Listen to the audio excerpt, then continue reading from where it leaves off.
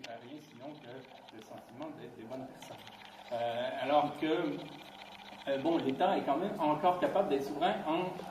quelques matières. Il reste au fond les acteurs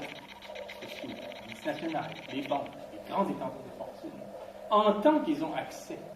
au capital qui circule une fois sur deux dans le monde à travers des États qui permettent d'évoluer hors de tout contrôle, on constate donc que ces acteurs-là sont souverains dans la mesure où, à partir de ces leviers existants dans les paradis fiscaux, ils peuvent prendre des décisions qui sont suivies d'effet dans l'histoire sans du tout subir le contrôle des États traditionnels. C'est-à-dire qu'on peut, depuis un paradis fiscal, quand on gère des intérêts miniers, pétroliers, agroalimentaires, des actifs dans le domaine des travaux publics, ou de la drogue, ou de l'armement, ou, je ne sais trop quoi, du trafic d'influence, ou de la sécurité, le mercenariat, on peut, depuis ces points d'ancrage, les entités qu'on fait dans les paradis fiscaux, prendre des décisions de nature politique qui, dans l'histoire, auront des incidences graves sans même passer par les États. On peut, en Angola, mobiliser des mercenaires, corrompre une classe politique, faire main basse sur des ressources, les traiter en Chine, en Inde, en Jamaïque, en Haïti, ensuite prendre, profiter de la plus-value générée par ce travail pour écouler sur les marchés ces biens et mener un travail de thésaurier en Suisse ou ailleurs, de façon à ne jamais être soumis au contrôle et au contraire à se présenter comme des souverains que les États de droit doivent désormais attirer sur le mode du dumping. Et c'est là qu'on voit les sociétés du Nord de plus en plus devenir elles-mêmes des paradis fiscaux. C'est-à-dire s'inspirer des créatures, des paradis fiscaux ayant été souvent, les législations de complaisance ayant été souvent créées par les États traditionnels, paradoxalement pour favoriser par des échappatoires légales, finalement une caste de privilégiés que sont les banques, les compagnies, les grandes entreprises et les détenteurs de fortune. Donc il s'agit dans tous ces cas au fond de permettre de voir apparaître une catégorie d'acteurs qui bénéficient de ce que j'appelle la souveraineté offshore, c'est-à-dire la capacité qu'on a depuis les paradis fiscaux d'agir sans contraintes relatives au cadre auquel on est habitué dans les États traditionnels. J'en suis qu'à la moitié, je pense que je vais m'arrêter là, mais je vais quand même aborder la question des solutions pour pas qu'on s'ouvre les veines. Ce qui est intéressant avec les paradis fiscaux, vraiment, la première intervention que j'ai faite sur les paradis fiscaux, je l'ai faite en 1999. Parfois, j'ai un peu l'impression de t'adopter, parce que ça, parfois, je vais un peu plus habitué. Je suis comme le personnage dans le terrier de Kafka, mon labyrinthe. Et là, je vous donnerai l'exemple du Canada tout à l'heure, si vous voulez qu'on s'enfonce un peu plus.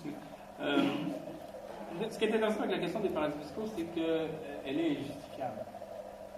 Je me souviens qu'encore aujourd'hui, la question, par exemple, de l'accord de libre-échange entre l'Union européenne et les États-Unis, dont on parle ici, et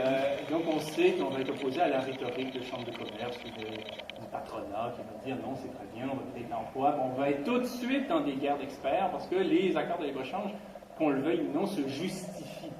Il y a des arguments qui convainquent un grand nombre de nos contemporains qui font que ce débat-là a une sorte de légitimité. Les paradis fiscaux, non. Les paradis fiscaux sont injustifiables. On peut les présenter assez aisément comme étant contraires au principe même de l'État de droit. Ils existent strictement pour empêcher l'État de droit de fonctionner. Ils existent strictement pour permettre à une classe de privilégiés de contourner les règles contraignantes qui sont en vigueur pour les autres. Et du coup, et c'est rare en politique, le simple fait d'en parler, c'est quand même quelque chose qu'on peut encore faire, c'est tout ce qui reste aux pauvres, la parole. Le simple fait d'en parler fait qu'on avance, lentement, bien sûr, mais cela fait qu'on avance, et cela aussi fait qu'il est difficile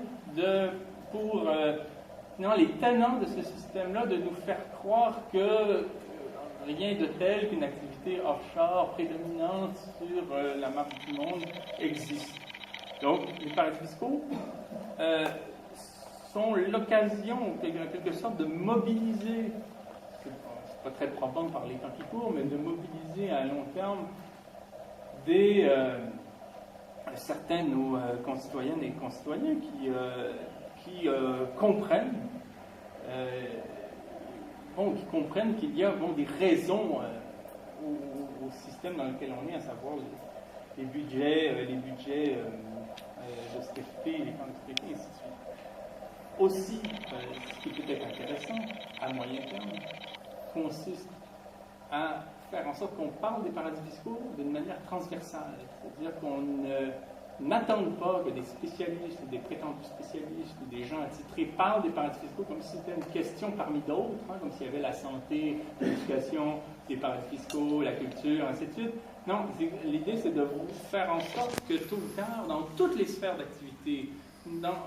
chez tous ceux qui ont à cœur un domaine particulier de la vie sociale, que ce soit l'éducation, la recherche, la santé publique, la justice sociale, la solidarité internationale, la culture, ainsi de suite, qu'on fasse que dans tous ces secteurs-là où on a besoin que l'État assume sa mission sociale, qu'on fasse en sorte que les paradis fiscaux soient cités, soient compris et qu'on développe des thèses sur la question des paradis fiscaux d'une manière spécifique, qu'on soit capable de parler des paradis fiscaux en ce qui concerne la santé publique d'une manière différente en ce qui concerne le travail, par exemple, si on prend une perspective syndicale. Et moi, j'espère que tôt ou tard, ma fonction sera s'aborder et qu'on n'aura plus besoin de dire, bon, ce soir, on parle des paradis fiscaux, par exemple, thématiquement, mais que cette question-là soit partout, parce qu'elle est partout. Et quand on attend, je ne sais pas, quand on n'a plus accès à tel service qui existait précédemment, quand on attend 3 heures pour un service auquel on devrait pouvoir avoir plus rapidement,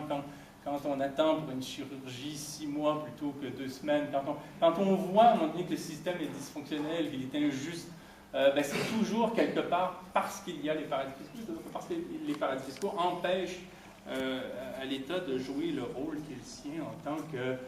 qu'instance censée faire valoir